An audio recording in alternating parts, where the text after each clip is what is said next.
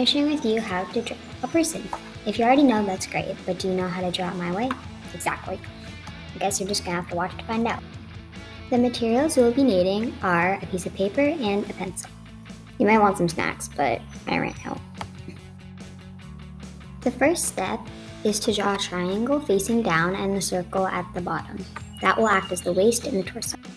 The next step is to draw two lines slightly curved from the top of the triangle to the sides of the circle.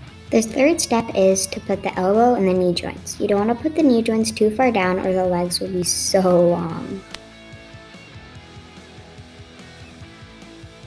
Step 4 is to draw lines from the body to around your joints. Do this for your arms and your legs.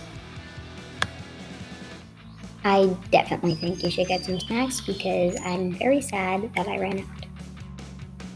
The next step is to draw from your shoulders up to make a neck shape.